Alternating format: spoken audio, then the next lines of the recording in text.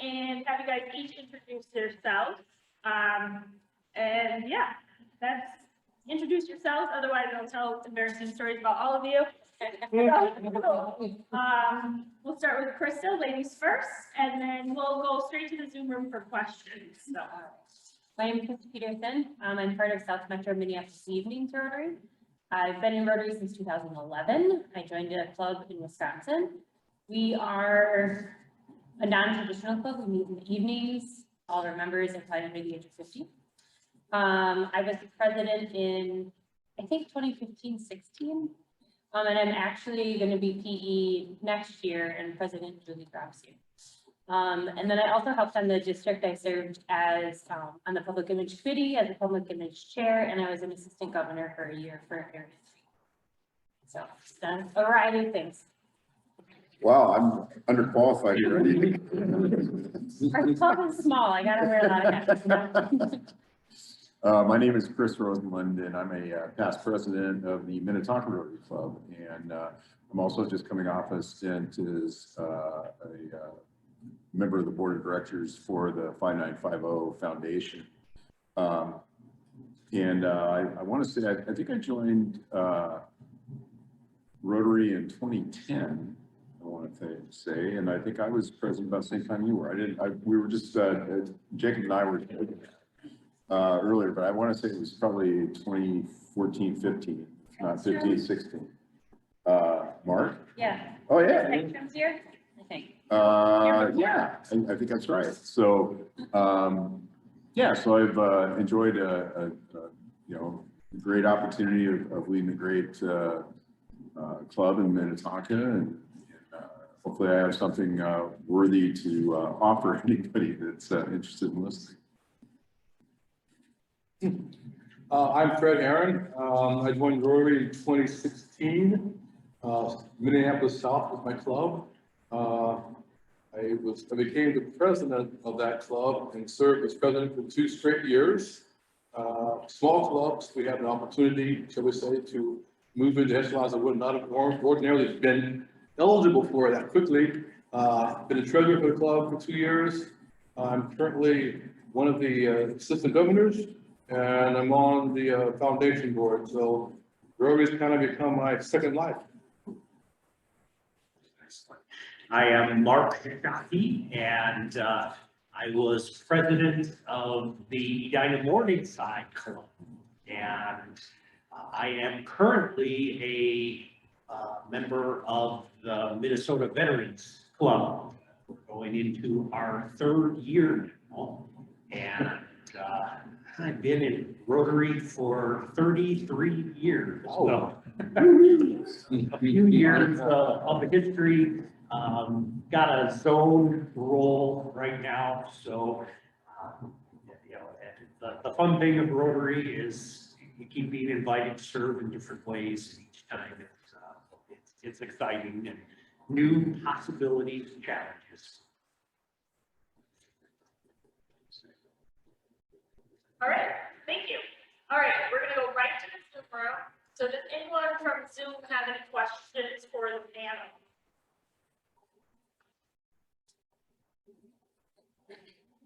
Come off mute. Go ahead, Mike.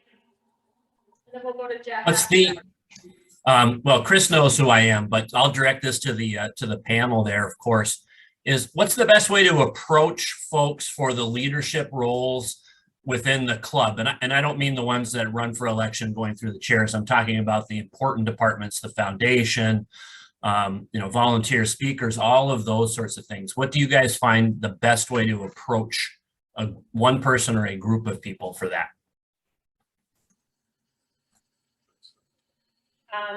I can go. Our club is small, so we actually don't have committees. We just have our board, and we only have 7 of us. So as a board, we all basically schedule speakers, and we ask our members to help us schedule speakers. But we do have, we actually have a hard time with our nominations because we're smaller. So I'm going to answer your question as I would with how we got our board this year. We essentially just ask people that we think have shown an interest in a particular role, and we ask them directly. So for example, we had somebody join who does some web design on the side, and we had somebody else who said that he does a lot of volunteer work at his church community. So we met with them individually to have some coffee and to get them involved in some of the projects early on, helping me plan a service event as service chair and helping with our website redesign so that we could ask them to hold positions in the coming year. So the service chair and like our public image. So we don't have committees, but we struggle with the same things. We just look for people who are, I guess, interested in doing something that aligns and just directly approach them. And we also let them know, you know, our whole board is here for them if they have backup need or need somebody to cover for them. And then we've explored a little bit like joint committees or joint chairs. So we have a new member who's going to be a joint chair with somebody who's done the position before. That's also been helpful for us as a younger and smaller. Yeah, so, you know, Mike, interesting question, because I think with our club in particular, one of the challenges that we have was not so much trying to find people to volunteer, but it was trying to get new people in to volunteer when people were already kind of established in those roles that they were already in. And it was more of an upset to ask them not to return in whatever their role is. Not that they necessarily did anything poorly, but the vibrancy and the growth of the club is really dependent on the new energy and new blood of people coming in and then offering whatever, you know, talents and interests and passions that they have towards making the club grow. So, you know, to your point, you know, asking people directly to say, hey, I think you would be really good at this role. Would you have an interest in doing that? And then conversely is making sure that people understand that, hey, you know, if we're going to grow as a club, we really need to make sure we get new faces and new voices in the board of directors. And that's, I think, for our club has always been kind of an issue. You know, and the thing I think about, especially my current role of the club as the Rotary International Foundation chairman, is that it's one of the easiest things to do in the club, but nobody wants to do it because you're asking for money. And I don't have a problem asking people for money.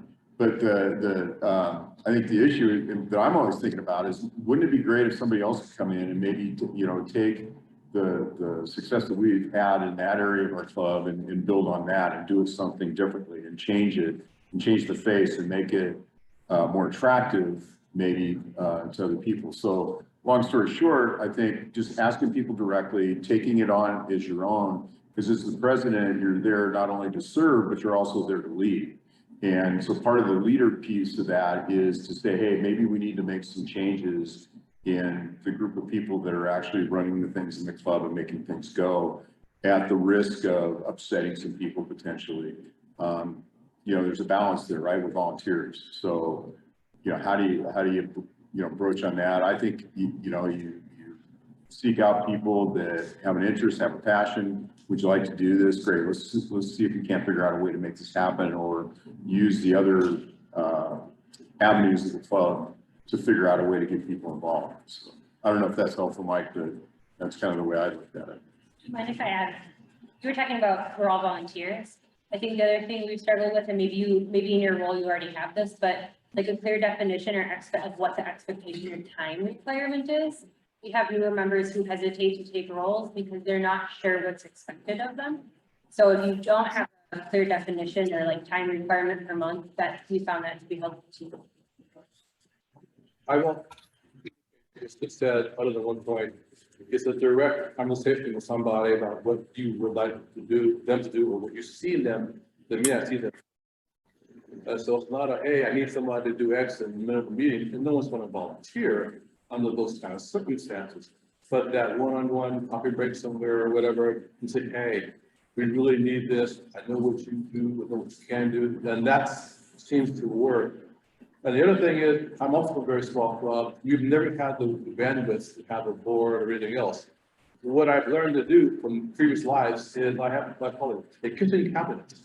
I find 3 or 4 folks that I trust and believe in them and their logic and ability to make things happen and solve things. And I bounce things off them before I go to the club.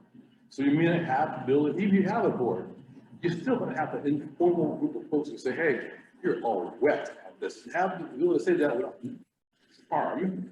And they'll say, yeah, good idea, let's figure out what we can do. So that's what I would add. Just building on what Fred said too, I remember every Rotary role that I have done. I remember where I was. Now, I've been a part of a lot of nonprofit boards and other kinds of things. Those don't stand out because it was just very structured and, you know, maybe a letter or something, but those conversations that I had, I can go back all the way through my Rotary history, and each one was very personal and very, I was made to feel very special. And that, how do you say no to that? But when the president says, hey, Mark, you know, at the end of a meeting, hey, I need you to do something. No, that doesn't do it. But that personalized attention, come to my office, need me for a milkshake, whatever it might be. I remember all those places. Perfect. Fred, you just need to speak up just a little. Some feedback. You just have to talk a little bit louder. Oh, Your okay. voice just kind of mellows with the fan. So, All right. all right. Thanks, Mike. Jeff, you had a question. Yeah, hi, Fred.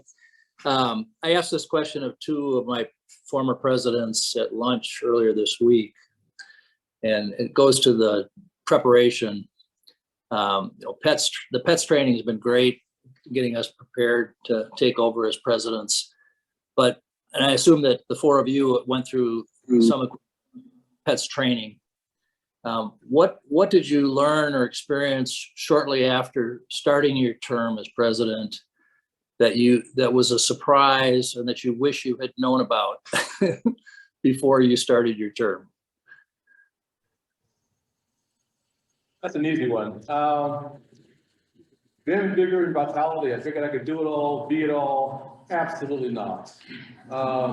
What I did wish I could have done better at is knowing more about Club Runner and all those tools that exist out there. And I found that once I got just a smattering of skill sets, that I was better off. I wasn't spinning my wheels so much. I probably would have liked to have a lot more of that. I don't know how we can fix that. That's been a conversation, I think, for a long time. But that tool set's amazing. You gotta have the ability to get there and not be intimidated by the fact that you can get that thing 4 different ways and not find what you want. But you can be in there kind of just mucking around. So that would be a big one for me. I'm a public speaker by trade, so I kind of thought, oh, this Rotary thing, this is going to be easy. I learned, and I was humbled quickly by not being prepared, by not showing up really early. You know, I realized we had some early arrivals, and I think that was one of the big surprises. I thought I'd just come in and do my task, you know, especially after the first few meetings, and no, that just was not true. I really needed to put effort in, or it was obvious that I hadn't put effort in it. Yeah, I would, you know, ditto on that, because the one thing that I found is that the more prepared I was for meetings and for board meetings and for the club meetings, is that they tended to go a lot smoother. The other thing I think that there's a lot of fear as a president when you come in, and especially early on, is that you're going to screw something up, and you know, ultimately, because you're there with a bunch of, you know, with comrades, you know, people that have, generally speaking, are facing the same direction and are there for much the same reasons, is that it's really hard to screw it up. It's like a flywheel that continues to turn, and it's really hard to stop the flywheel. It's not hard to slow it down, and it's not hard, conversely, to keep it going faster if you want, because people are looking for that kind of leadership and that kind of help. So I think number one is don't be afraid to, you know, do things. You're not going to mess it up. And the other that I found, you know, being properly prepared for the meetings was really important. And then within 2 or 3 meetings, whether it's your board or committees or the actual club meetings,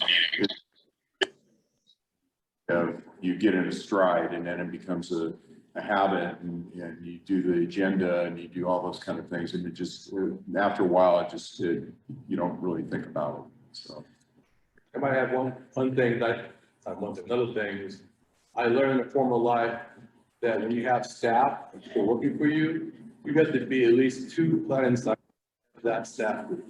Because preparedness is not just being present for that meeting, it's that meeting, and the things you're gonna ask them to do to take your, whatever it is, to the next place. And you have to be thinking wise ahead of that process, to provide guidance, provide direction, and have checks to say, okay, we're on path or not on path. Otherwise, you'll be doing this thing in the club, and that's just not good for the club. As far as they're being able to do as volunteers, you don't want to waste your time.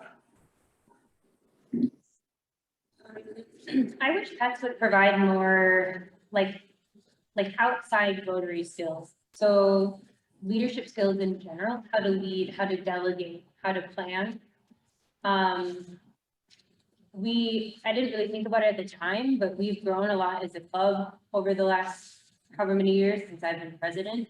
We didn't have a lot of good processes in place. We weren't aware of like the legal side of how our foundation should work. So we have a club foundation account. There's a lot of like kind of more legal guidance that we weren't given as a new club and weren't passed along. Which I know when we ask like Rotary International for help, they can't provide a lot of guidance because it's state and local and so it's more resources for that, for like newer clubs or just newer people.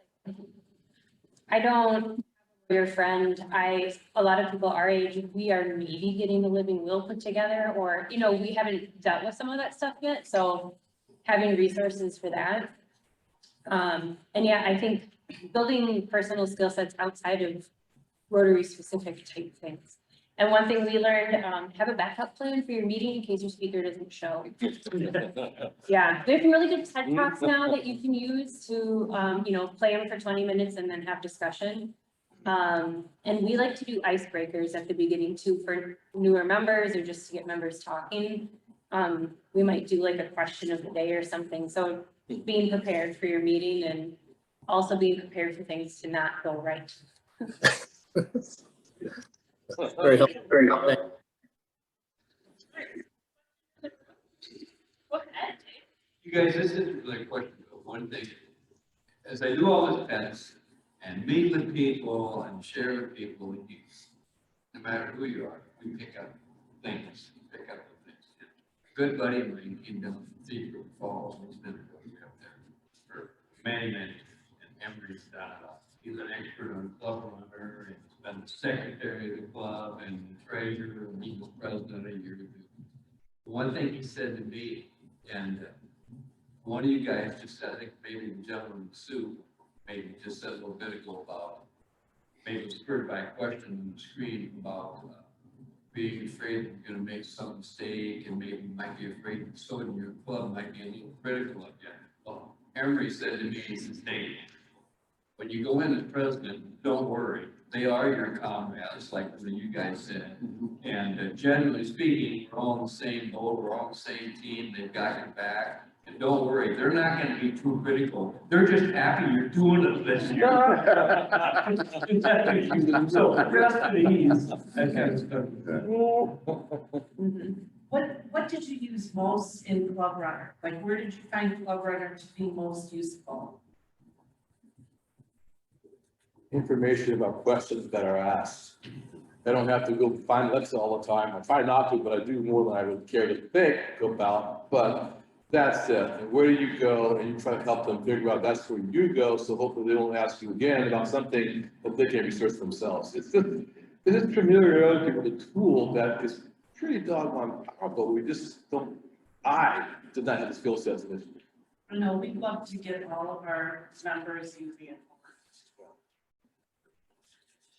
I think one of I can come train. the amazing things is how quickly you forget things about the people in your club. And there's just, the database is aspect of Club Runner has all that information. You know, where people live, what they do, and depending on how a club uses it, it will also say, these are some of the past things that these club members have done. And it just provides that opportunity to know, oh, here's somebody I can go to who might have some answers for me right here in my club. And I can definitely say like Club Runner is a lot more user friendly now than it was probably 5 or 6 years ago for sure. You know, in terms of going in there, being able to use the email communication capacity, the ability to store documents, those kind of things. It's much more user friendly now. It's not fabulous, but it's a lot better than it used to be for sure. And it's worth diving into, and it's one of those things you can't break it.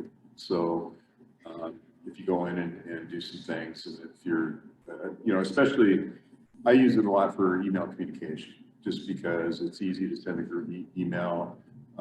It doesn't take a lot of tutoring for people that haven't used it to be able to become familiar with it. So people that are in committee leadership positions, they should be able to go in and be able to use that and create their own groups and those kind of things. It's not that difficult. So it's much better than it was at the time. We have other questions from the Zoom?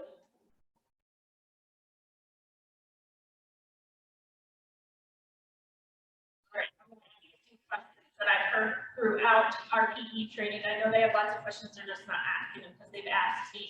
So I think, Krista, you touched on it. What skill did each of you learn that was transferable outside of Rotary? That wasn't for, say, maybe that Rotary knowledge, but what skill did you learn in your time as leadership have you learned? I can go. So I actually have Rotary on my employee performance reviews at work. So in order for me to get a supervision position, I have to have supervisory experience, which is ridiculous. So I use my leadership in Rotary as proof that I can run and manage a team. So as president, I talked about all of the responsibilities that I had and how that can correlate to like delegating or supervising a team at work. So that's probably been the biggest thing. And then conversely, I brought some of my work experience in like project management and project planning into how we run our club and documenting processes for things. So it goes both ways for me. Well, that's good. Both ways is a great idea. You know, I think the one thing that I learned was a kind of a different level of conflict management. There's conflict management at home, you know, with your own family. So they carry some different dynamics. There's conflict management at work, you know, because there's the financial and you know, the job, as it were. And then there's conflict management with people that are volunteers. They're there because they've traditionally been there. They've been involved in that organization for a long time. So it really took on some nuances that I wasn't, I won't say I wasn't prepared for, but it really caused me to really have to step back and utilize other people in the club to say, hey, I need to bounce this off of you. I wasn't able to use the hierarchical things that go along with family and job do not necessarily translate well to a volunteer organization, I guess. And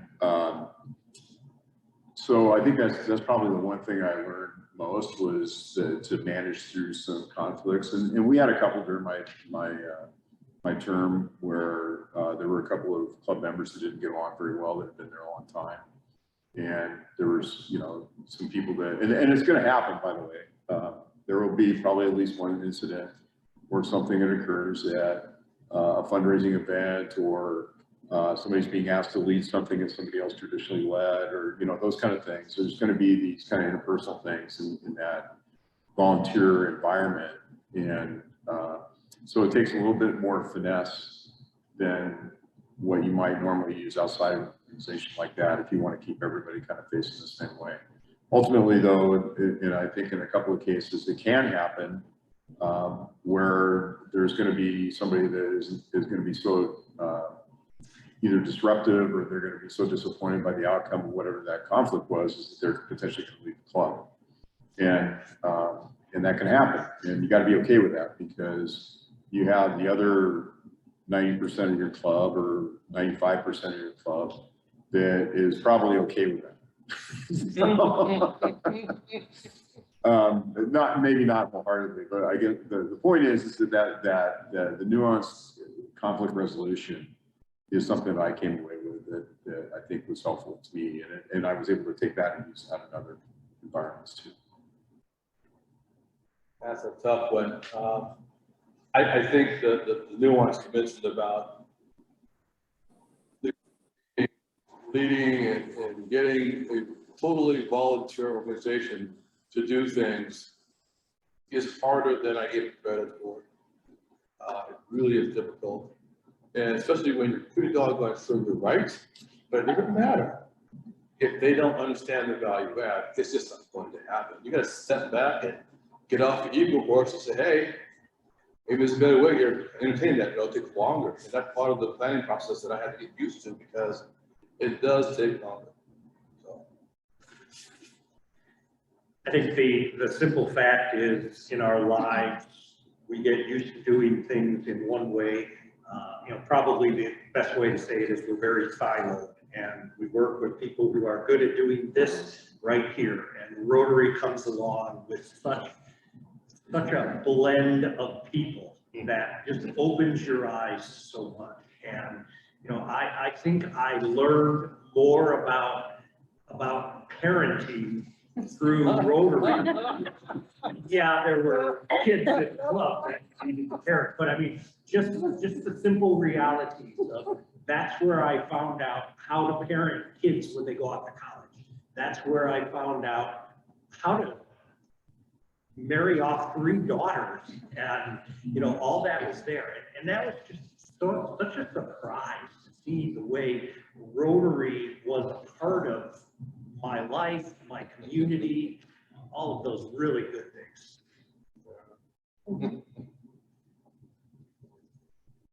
Other questions?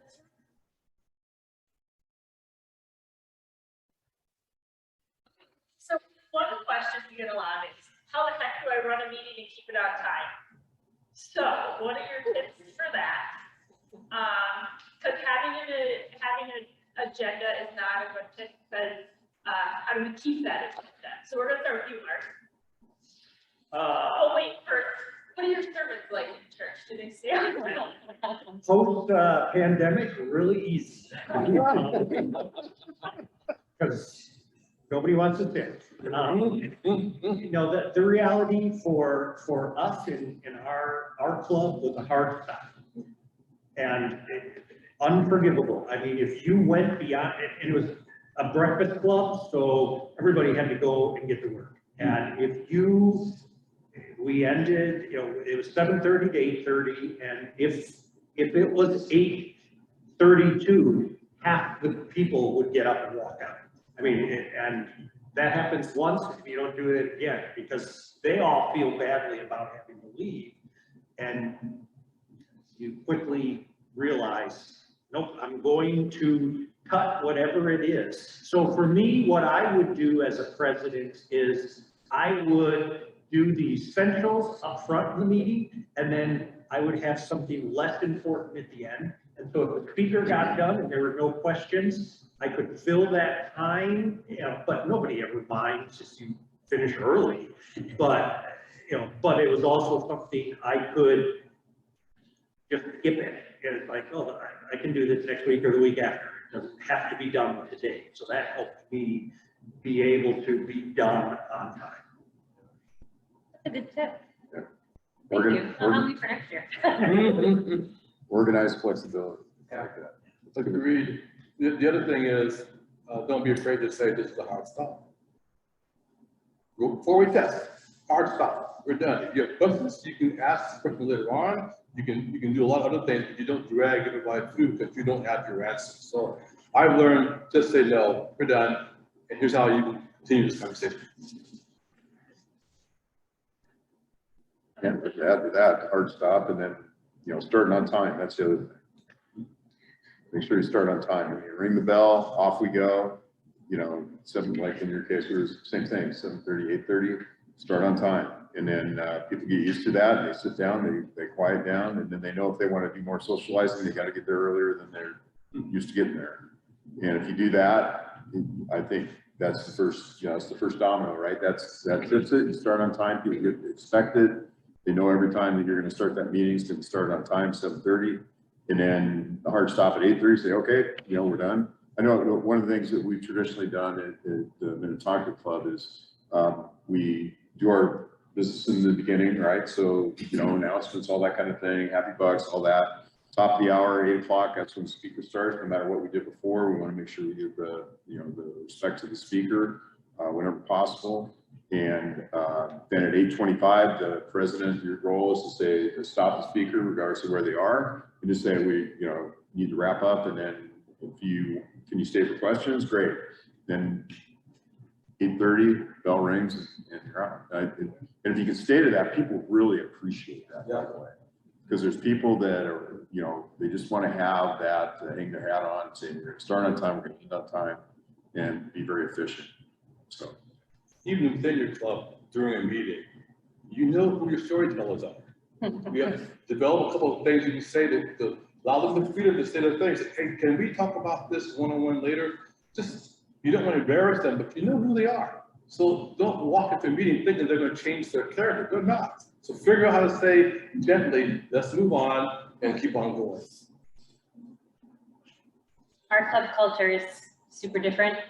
So we have a scheduled happy hour beforehand to help with some of the social talking. I like it. Yeah. So pre-pandemic, we used to have our happy hour in the restaurant at like a large, like wooden family style table. And so what's helpful for us is that we physically had to get up and move to begin our meeting. So that was a good way to kind of wrangle everybody. Now our happy hour is in the same room.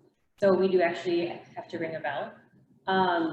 We notoriously start late, probably 5 minutes or so. We're waiting for people to come. We notoriously end early because our announcements are really fast. But it gives more time for speakers. And if we run long or people need to leave because they have to get going to something, they just know that they're allowed to get up and leave.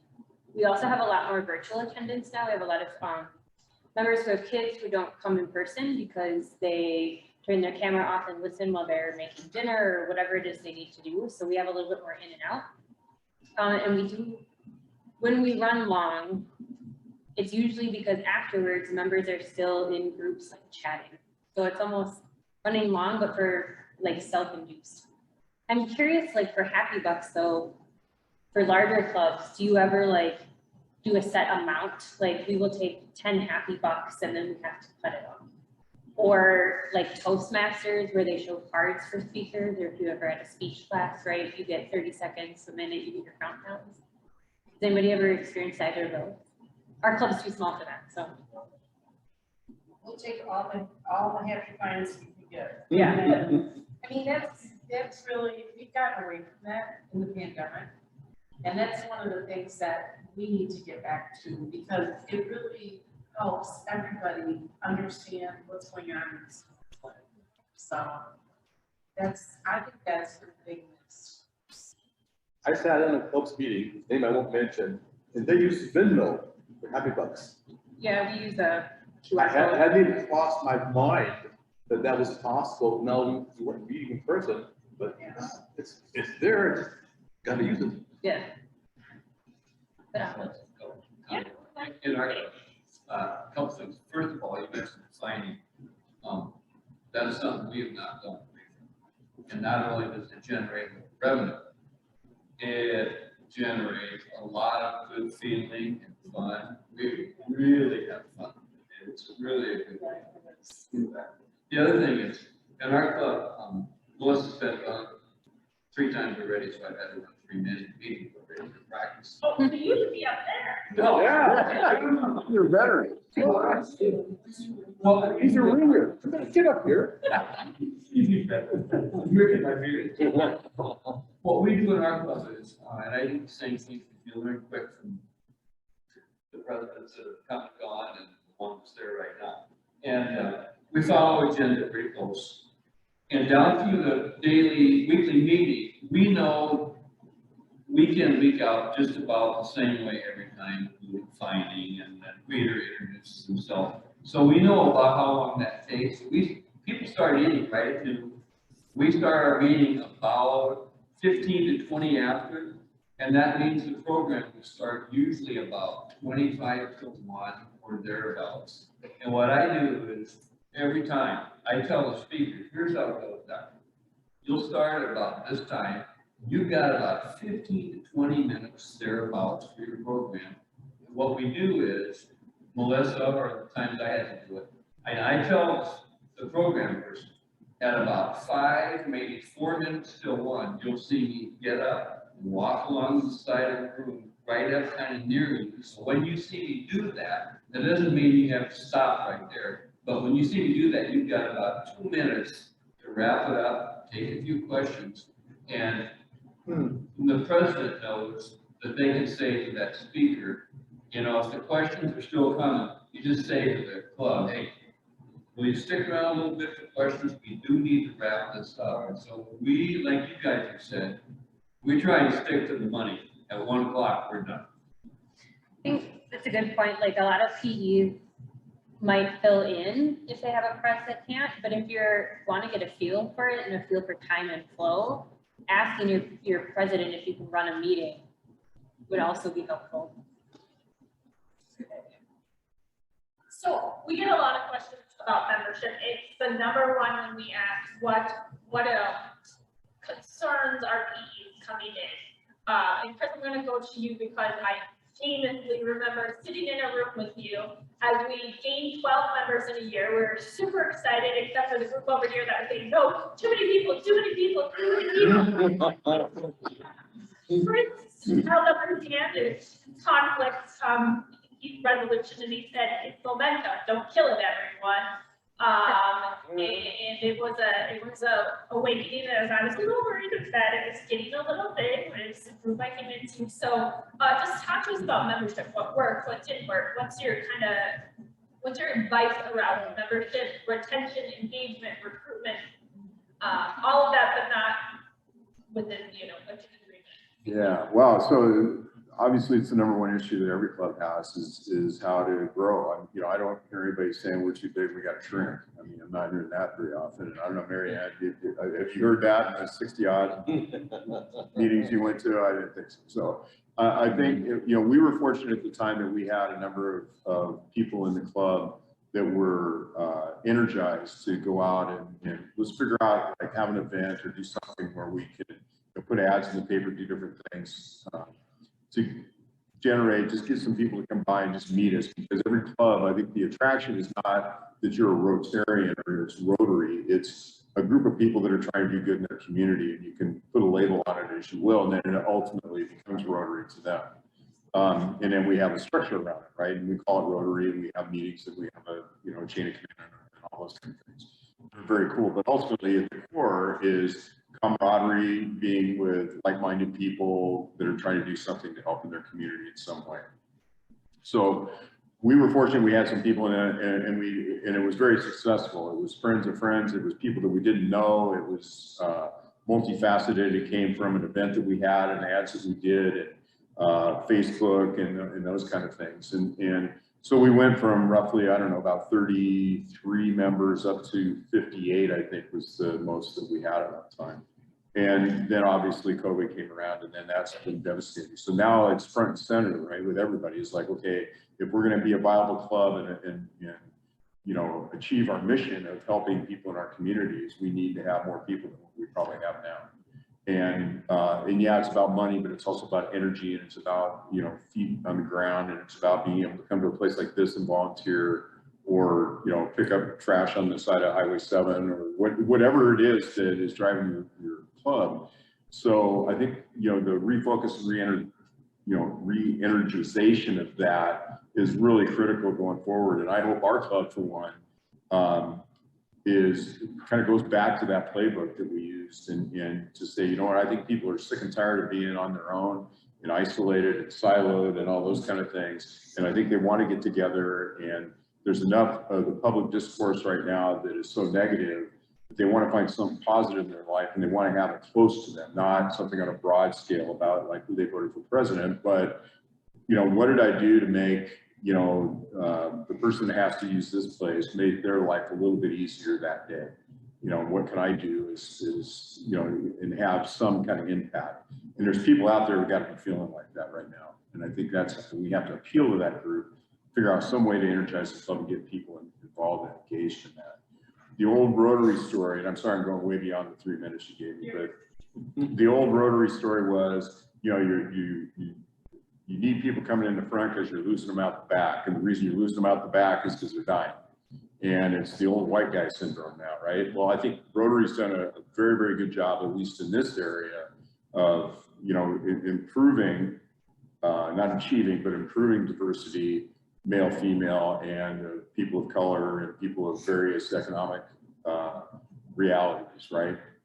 The other problem with Rotary wasn't as much, it was old and white, but it was also more affluent, you know, upper middle class, when there's still people out there in the middle class and other, you know, economic classes that still want to help in their community, right? They still want an avenue to do that. You don't have to be rich to be a Rotarian now. You don't have to own a business. You don't have to be, you know, a sign in a community, you know, that kind of thing anymore. You can just be somebody that really wants to help. And so it's about opening and welcoming and figuring out a way to get that Rotary brand to look open and welcoming and inviting to people that are not traditionally, when they think of Rotary, they think of their dad, maybe, right? Or you know, they think of the traditional optimists, you know, Rotarians, the other organizations. So I'm sorry, I'm a bit on a soapbox here, but ultimately, I think clubs have to focus on a way to get younger, more diverse groups of people in their clubs that are of the same mindset as the people that are old and white and have been there forever. And because they want the same thing, they just look a little, you know, the cover of the book looks a little different. So, yeah, I don't know. I'm done. I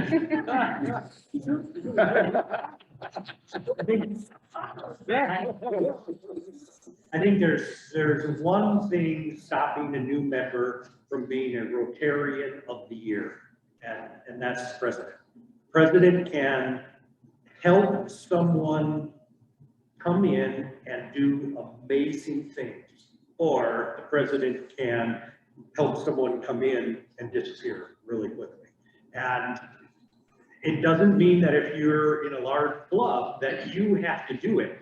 Do it once, do it twice, make your focus that new member, and other members of your club will pick up on that and they'll start imitating you. And all of a sudden, you've created a whole new culture for membership that celebrates membership. And they will do everything to get that brand new Rotarian to be the ones who are getting rewards at the end of the year because they want to see them succeed. So you set the example for that as president. Yeah, I offered a note to the club. I said, you know, we got to change. Change is good. The change can be painful, but you've got to change. And I think we have forgotten why and how we got our last membership bump to happen. We were very busy doing an international project.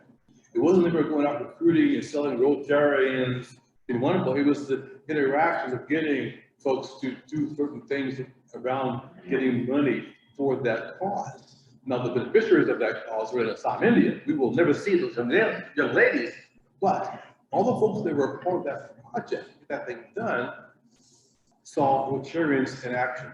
And so we had our last bump during that group. So during this pandemic, we got very happy with our presenters. This is really good. Once a week, they get in my head, feel the good stuff, and we're done. No, so now it's time to go back and change to the things that we did before that were fun, but got us out amongst the world. So you got to change back to work or change something. So you can't stay where you are. Status quo will kill you. I mean, there are two small things, and I think I might have just forgot one of them. So one thing I told my year was, you can't do everything. One of you said that. So we were almost trying to do too much. And one of the members that actually brought me into the club had said, basically, you have to make sure that you're doing projects or doing something so that somebody can join you to do a thing. But you can't do everything. So if you can't do, we do a service event every month. So if you can't get enough volunteers to do a service event every month, do it every other. If you're not getting good attendance at your social events, make that the opposite. So we do 2 meetings, a service and a social every month. We don't do 4 meetings. So some kind of alternating structure. We had done youth exchange and we were having problems because like you're trying to do everything so that there's something for everyone. So in order to get membership, you kind of just need to focus on the one thing. And I think having like just the hard and honest conversation. So like I mentioned, we're a smaller club.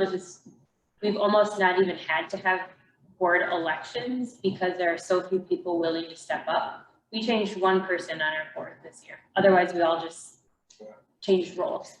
So we've been talking about, since I'm going to be PE and our incoming president, how do we sit down and have a very hard conversation with our club that if nobody wants to take leadership roles and you're not willing to bring in new members, we might not have a club.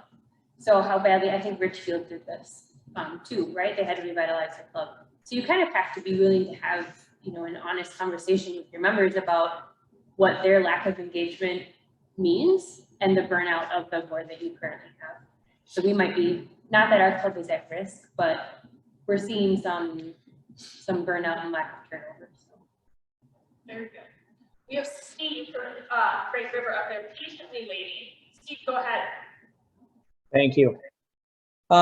So, it's pretty easy to fall into the rut with your meetings and following the agenda that's been in place for several years. And I know some of you have thrown out some great ideas already, but is there something you did while you were president that kind of mixed it up at your meeting, made it unique to your year as president?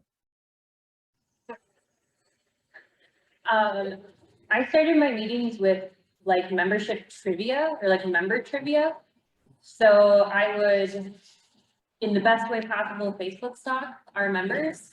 And then I would have a question or 2 for people to guess like which member just ran a 5K in another state. That was how I started all my meetings.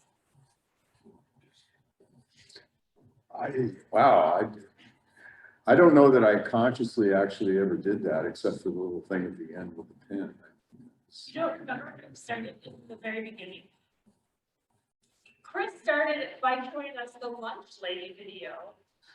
Do you remember how when Chris first started, he was going to show us a short video, which was really, he showed us this paper towel video, and to this day, I can't wash my hands without doing the shit thing. Oh, the shit guy, that's right.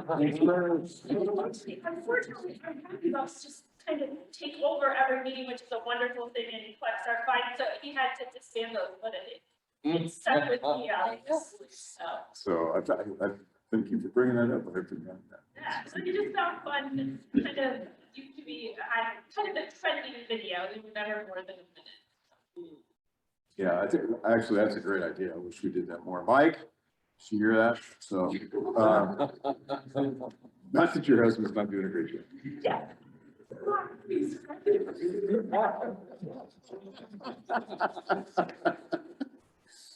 Oh, wow. That, how do you keep it fresh and keep it functional though? That's, that's a great question. There's a balance there for sure. But yeah, finding something unique or, I call it, I don't know if you all remember MASH, the TV show on MASH, and whenever, Colonel Blake would leave, they had to hide the white paint because Frank was going to paint all the rocks white, in the camp. So they always had to hide it, right? Because the new guy came in. But I think the moral of that story is that it's always good to do something a little bit new, a little bit fresh, add a little flavor to it without, screwing up the dish, I guess is the point. And whatever it is, it could be corny, it could be really funny, it could be unique, it could even be, something I suppose, I don't know what's the right word, but heartwarming, whatever it is, I think you have a way to put your signature on it without screwing it up for sure. I'd encourage people to do that and not be fearful of doing that, because most people will appreciate it, and the ones that don't, I've joined on the club. So, Yeah. Yeah, really, just be yourself. Do your own thing. Because if you're not funny and you try to start meetings out in a funny way, it's not gonna go over well. If you have a big heart, let people see your big heart and let that show just the way you treat other club members. So whatever your personality is, do that, and you'll move beyond the rut of a stationary agenda week after week after week. Well, like, here's something that I did. I think part of the answer to this whole thing is in your daily life, just keep your antenna. And what I mean by that is, in this particular example, the last time I had to run a meeting for Melissa, 2 days before a Monday. In the Star Tribune, guys, every Monday in the business section, this Harvey Mackey has kind of an inspirational column. I think it's called Out Swimming the Sharks. Yeah. I love to read that every week. And so that Monday, 2 days before that meeting, I saw in there, he referenced, this was in early April, and he goes, well, April was National Humor Month. So my light bulb kind of comes on. So at that meeting is Wednesday at noon, I go, hey, you guys, I just read the paper from that guy, April's Humor Month. Who knows a couple good jokes? They're fantastic. Just one little way to throw a little twist out of the ordinary. I went the other way though.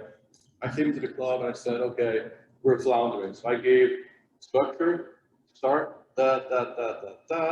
and I said, I'm gonna give you all information that I get, that's pertinent to you, so you know what's out there, you know what's coming.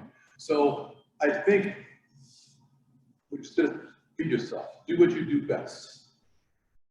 The interest of the club growing, and once you find that's working, then you have time to grab something, do other things. So be yourself.